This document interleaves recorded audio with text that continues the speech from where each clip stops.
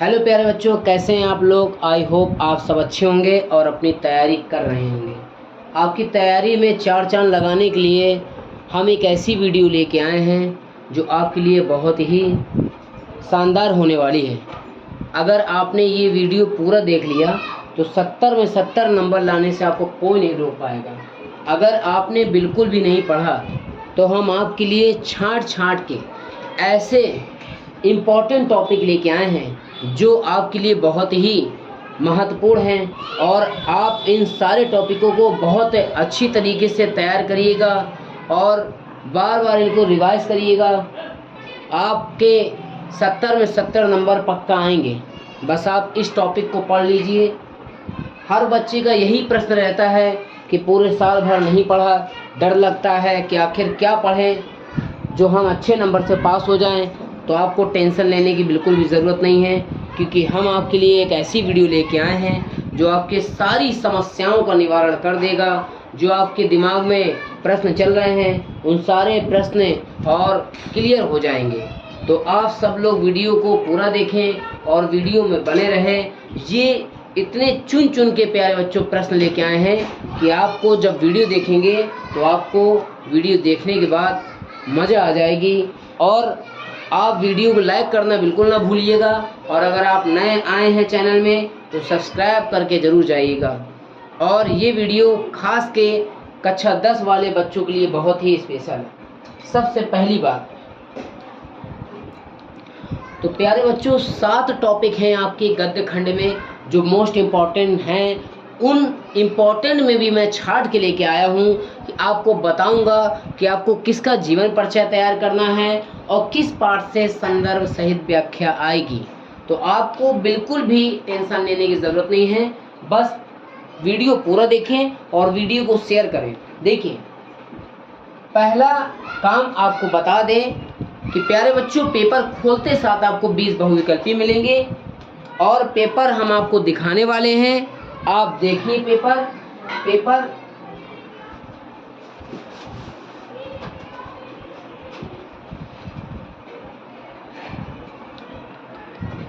ये 2024 का पेपर है।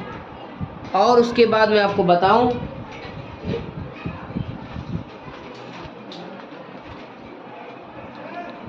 ये 2025 का पेपर है।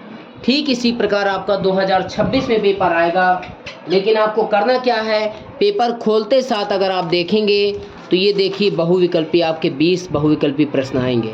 ठीक है, इन बहुविकल्पीय प्रश्नों को आपको कहाँ करना है, OMR में करना है। इतनी बात समझ में आई। उसके बाद सुनिए, फिर आपका देखिए खंड बा प्रारंभ हो जाएगा, यानी स्टार्ट हो जाएगा। देखिए खंड बा स्टार्ट लिखा है, इसमें लिखा है निम्नलिखित गद्यांश पर आधारित 3 प्रश्नों को उत्तर दीजिए। तो आपको पता है, देखिए बोर्ड में देखिए लिखा है 5वें नंबर में ईर्ष्या तू न गई मेरे मन से। ये देखिए इसी पाठ की व्याख्या आई है पिछले साल। क्या लिखा है, ईर्ष्या का यही अनोखा वरदान है। यानी अगर ईर्ष्या पाठ की होगी तो उधर पे कहीं ना कहीं क्या लिखा होगा, ईर्ष्या लिखा होगा। और किस पाठ की व्याख्या नहीं ये हम आपको बताएंगे। तो इतनी बात समझ में आएगी। पहले नंबर में आपके 2 पैसेज देंगे, उन पैसेज में 2 गद्यांश देंगे। उन गद्यांशों में एक गद्यांश आपको करना है और वो गद्यांश किस पाठ का आने वाला है ये आप ध्यान से देखें। तो प्यारे बच्चों वो जो गद्यांश आने वाला है वो आप समझ लीजिए सबसे ज़्यादा इम्पॉर्टेंट पार्ट अगर कोई है तो ये वाला है। मित्रता पाठ का गद्यांश जरूर आएगा, मेरी बात याद रखिएगा। और एक बात आपसे कहना है कि यदि आपके पेपर में ये सारी चीज़ें आएँ तो आप कमेंट फुल कर दीजिएगा और ये ज़रूर लिखिएगा कि हाँ सर आपने जो जो बताया वो सारी चीज़ें फंसी हैं, ताकि हमें भी प्रसन्नता होगी कि हमारी मेहनत आपके काम आई। ये मेहनत आपके लिए की जा रही है ताकि आपके 70 में 70 नंबर आएँ। तो आप लोग सिर्फ वीडियो को लाइक करें और शेयर करें और ये वीडियो आप पूरा देख लेंगे तो मित्रता पाठ की व्याख्या 100% आएगी। उसके बाद हम आपको बता दें ये ममता पाठ जो है ये भी इम्पॉर्टेंट है। और पिछले साल चूंकि ईर्ष्या तू न गई मेरे मन से आज आ गई थी, यानी इसकी व्याख्या पूछी गई है, तो हो सकता है कि इस बार इसकी व्याख्या न आए। ठीक है, तो आपको ये दोनों पार्ट और आखिरी में ये चारों पार्ट आपको बहुत ध्यान से पढ़ना है। बात समझ में आ रही ना? फिर से एक बार मेरी पुनः बात सुन ले कि आपको मित्रता पाठ की व्याख्या पढ़नी है, यानी मित्रता पाठ पढ़ना है, और ममता पाठ पढ़ना है, और क्या पाठ पढ़ना है, क्या लिखूं पाठ पढ़ना है, और भारतीय संस्कृति पाठ पढ़ना है। इसके हमने लेखकों के नाम भी सामने लिख दिए हैं। आपको ज़्यादा परेशान होने की ज़रूरत नहीं है, बस आप मेहनत करते रहें। समय बहुत ही कम बचा है, परेशान होने की ज़रूरत नहीं है, हम आपके साथ हैं। बस अगर आपको इसके बहुविकल्पी चाहिए तो प्ले लिस्ट में जाए और अपनी तैयारी करें। ठीक प्यारे बच्चों, आगे देखिए। फिर उसके बाद अब बात आ गई पद्यांश की, तो उसके पद्यांश को हम आपको बाद में बताएंगे। पहले आप इतना देखिए कि अब जीवन परिचय किसका महत्वपूर्ण है ये समझिए। तो ये बात समझ में आ गई नहीं आ गई कि ये पार्ट जो में इम्पोर्टेंट लिखा है, जिस पार्ट में इसकी व्याख्या आनी है। अब जीवन परिचय जो इम्पोर्टेंट है वो ये वाला important, most important, very very important जीवन परिचय है ये वाला। आचार्य रामचंद्र शुक्ल का जीवन परिचय जरूर आएगा, ठीक है। और उसके बाद जयशंकर प्रसाद का जीवन परिचय, ये सिर्फ आपको 3 जीवन परिचय पढ़ना है, ठीक है। जीवन परिचय 3 ठो पढ़ना है। कौन से पढ़ना है ये बात सुन लीजिए। आपको पहले नंबर में ये पढ़ना है, दूसरे नंबर में ये पढ़ना है, और तीसरे नंबर में ये, पहले नंबर में ये वाला, दूसरे नंबर में ये वाला, और तीसरे नंबर में ये वाला। यानी आपको आचार्य रामचंद्र शुक्ल का जीवन परिचय पढ़ना है, और उसके बाद आपको डॉक्टर राजेंद्र प्रसाद का जीवन परिचय पढ़ना है, जयशंकर प्रसाद का जीवन परिचय पढ़ना है। बताइए बात समझ में आ रही कि नहीं आ रही? आ रही है ना? तो कमेंट में आप बताते क्यों नहीं हैं कि आपको बात समझ में? ठीक है, आ रही है तो अच्छी बात है, लेकिन याद रहे कि ये इस पाठ की व्याख्या आनी है। मित्रता, ममता, क्या लिखूं और भारतीय संस्कृति, इसकी पाठ की व्याख्या आनी है, और इन्हीं पाठ के लेखकों का जीवन परिचय भी आना है, ठीक है। तो जल्दी से उतारिए ताकि हम इसे हटाएं और आपको पद्य खंड के बारे में जानकारी दें।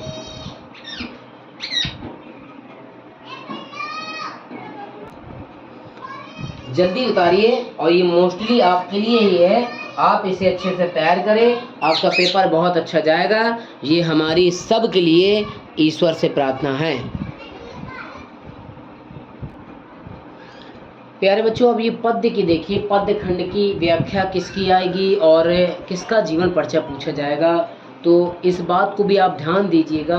मैं जो कह रहा हूँ उसे आपको ध्यान देना है कि जो पद पाठ लिखा है, पद पाठ, इसकी व्याख्या यानी पद्यांश की व्याख्या 101% आएगी गारंटी के साथ। आप इस पाठ की व्याख्या को, इस पाठ के शीर्षकों को, यानी जिस पाठ के जो दोहे हैं उन्हें अच्छे से पढ़ लीजिएगा, ठीक है। याद रखिएगा इस पाठ की व्याख्या आनी है।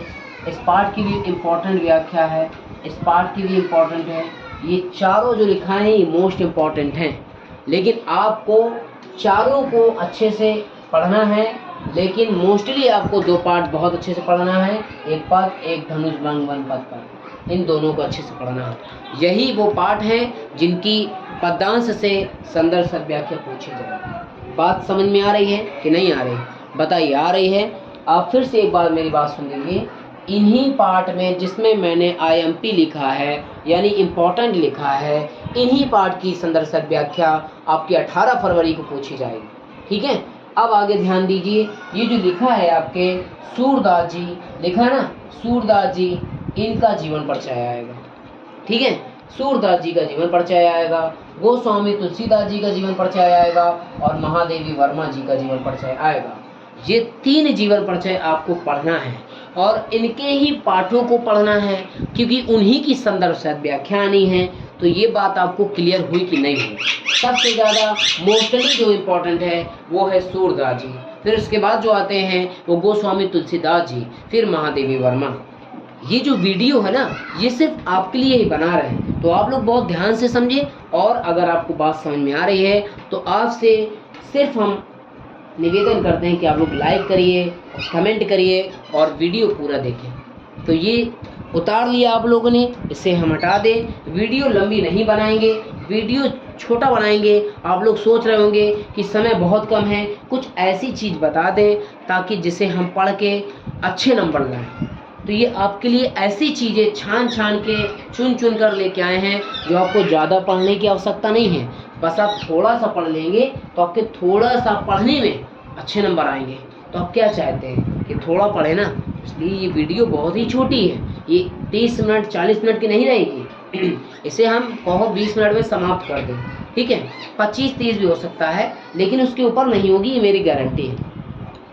तो आपको इस वीडियो में हर चीज़ का डाउट क्लियर हो जाएगा, आपको टेंशन लेने की ज़रूरत नहीं है, ठीक है।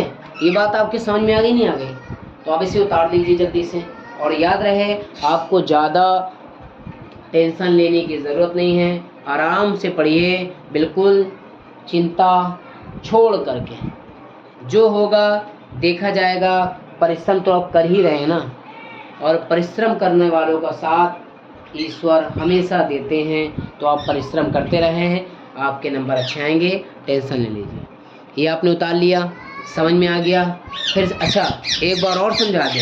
हाँ तो सुन, ये वीडियो सिर्फ आपके लिए है, बहुत ही मोस्टली हम सभी प्रश्नों को हमने अच्छे से समझा है और आपके लिए लेके आए हैं ताकि आप इन्हें अच्छे से पढ़ लें। अच्छा एक बार और समझाने के लिए आपने कहा, याद आया तो आप फिर एक बार ध्यान से समझें। ये जो पद लिखा है ये इम्पोर्टेंट है, इस पाठ की संदर्भ सद व्याख्या पूछी जाएगी। पद पाठ की धनुष भंग अलग है, वर्ण पद पर अलग है, ठीक है, इनकी भी व्याख्या पूछी जाएगी। और उसके बाद हिमालय से इसकी पूछी जाएगी, पुष्प की अभिलाषा से पूछी जा सकती है, ठीक है। और जिसमें गोला लगा है ये बता रहे हैं हम आपको कि इनका जीवन परिचय पूछा जाएगा, इनका भी जीवन परिचय पूछा जाएगा, इनका भी जीवन परिचय पूछा जाएगा। यानी सूरदास जी का भी, गोस्वामी तुलसीदास जी का भी, महादेवी वर्मा का भी। अब तो बात क्लियर हुई कि नहीं हुई? हाँ, अगर आपको ये चाहिए कि संदर्भ सद व्याख्या पूरी बताइए तो आपके लिए हर एक चीज़ का सॉल्यूशन हम अगली वीडियो में लाएंगे। अगर आपने इस वीडियो में सपोर्ट किया तो हम अगली वीडियो आपके लिए प्रोवाइड कराएंगे। और हमें सिर्फ आपसे सपोर्ट चाहिए, हम आपके लिए वीडियो फिर भी बनाएंगे, बस आप लोग हमें लाइक करें और वीडियो को शेयर करें, ठीक है। और अपनी तैयारी में समय दें थोड़ा सा। उतर गई ये चीज़। देखिए दूसरा, तो वो समझ में आया तो अब इसे देखिए। संस्कृत खंड के जो पाठ हैं, इन पाठों से भी अनुवाद पूछा जाता है, यानी संदर्भ लिखा जाता है और इसमें व्याख्या न लिख करके अनुवाद लिखा जाता है। इसके दो स्टेप आते हैं, एक तो श्लोक आते हैं, श्लोक से अनुवाद पूछा जाता है, और एक संस्कृत संदर्भ से व्याख्या पूछी जाती है, यानी अनुवाद लिखा जाता है, ठीक है।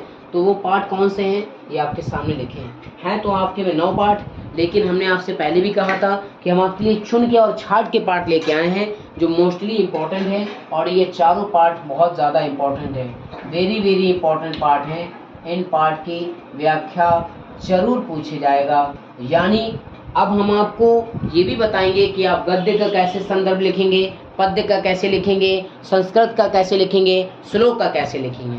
आपको टेंशन बिल्कुल लेने की ज़रूरत नहीं है, हम आपके साथ हैं। हम आपको इस वीडियो में हर चीज़ क्लियर करेंगे, बस आप वीडियो में बने रहें और वीडियो पूरा देखें। अगर आपको किसी भी चीज़ में समस्या आ रही है तो आप फ़ौरन कमेंट करें, आपके लिए हर समस्या का समाधान अपनी वीडियो में हम आपको सॉल्व करके दिखाएंगे, ठीक है।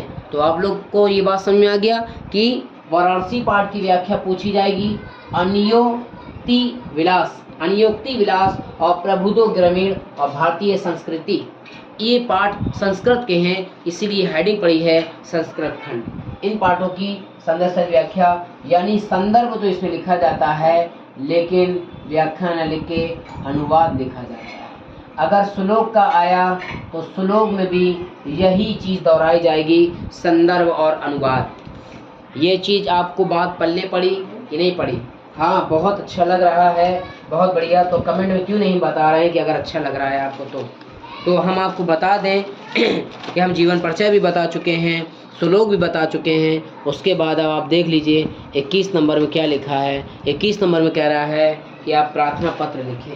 तो अब हम आपको बताएंगे कि पत्र लेखन कौन कौन से इम्पोर्टेंट हैं और आपको क्या क्या पढ़ना है, ठीक है। आपको समस्या लेने की ज़रूरत नहीं है, अब हम पत्र लेखन बताते वाले हैं। तो आप लोग ने ये उतार लिया कि नहीं उतारा? उतार लिया, बहुत बढ़िया। हटा दे से, ठीक है। ये देखिए पत्र लेखन कितने महत्वपूर्ण लेके आए हैं, आप इन्हें अच्छे से तैयार कर लीजिएगा। अगर इसका पूरा सॉल्यूशन चाहते हैं तो कमेंट में ज़रूर बताइएगा। पत्र कौन से आ सकते हैं, इसे कॉपी में लिख लीजिएगा। सबसे ज़्यादा हम मोस्टली छाट के जो आपके लिए लेके आए हैं वो 3 हैं, जो आप समझिए। पहले नंबर में लिखा अपने विद्यालय के प्रधानाचार्य को छात्रवृत्ति के लिए आवेदन पत्र। दूसरे नंबर में लिखा है विद्यालय में खेलकूद की सामग्री को ध्यान केंद्रित करते हुए प्रधानाचार्य को पत्र लिखना है। यानी सामग्री आपके स्कूल में नहीं है और आप खेल के इच्छुक हैं तो आप उन्हें अवगत कराएं कि हमें क्या क्या सामान की ज़रूरत पड़ रही है, तो आपको उस चीज़ का सामान आपको उपलब्ध कराएंगे। ठीक है, इसके लिए आपको प्रार्थना पत्र लिखना है। तीसरा नंबर यह है कि गली मोहल्ले में जैसे कचरा वगैरह जम जाता है, नालियाँ भर जाती हैं और आवागमन में समस्या आती है, तो समस्या को निवारण के लिए आपको नगर निगम के स्वास्थ्य अधिकारी को प्रार्थना पत्र लिखना है।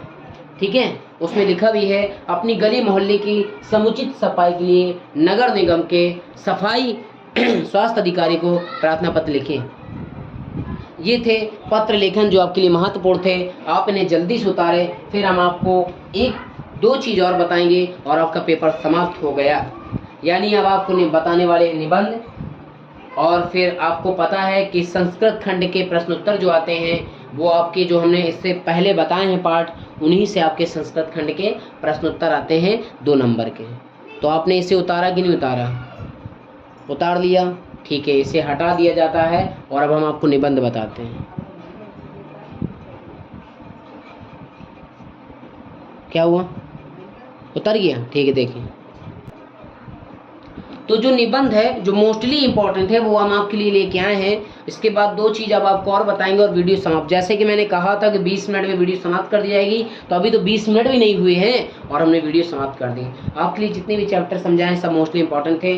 तो ये जो जीवन परिचय है, सॉरी निबंध है, ये आपका सबसे ज़्यादा इंपॉर्टेंट है पर्यावरण का, दूसरा इंपॉर्टेंट है बेरोजगारी और तीसरा इंपॉर्टेंट है जनसंख्या, चौथा है विज्ञान अभिशाप वरदान।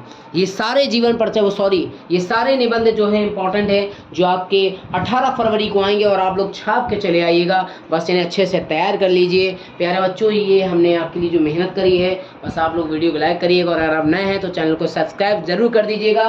और अंतिम चीज़ जो हम आपको बताने वाले हैं कि आपके खंड काव्य में सुभाष खंड है कि नहीं, इसे जरूर पढ़ लीजिएगा। सुभाष खंड जो है आपका आता है और उसके 2 सर्ग आते हैं। सर्ग तो 6-7 हैं, कभी प्रथम पूछता है, कभी द्वितीय पूछता है, कभी सुभाष जी का चरित्र चित्रण पूछता है। तो आपको पहला यानी प्रथम सर्ग पढ़ना है और इनका चरित्र चित्रण पढ़ना है। क्या पढ़ना है सुभाष खंड में? आपको पढ़ना है इनका चरित्र चित्रण। क्या पढ़ना है?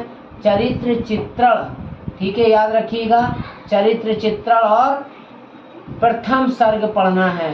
प्रथम सर्ग पढ़ना है। क्या पढ़ना है?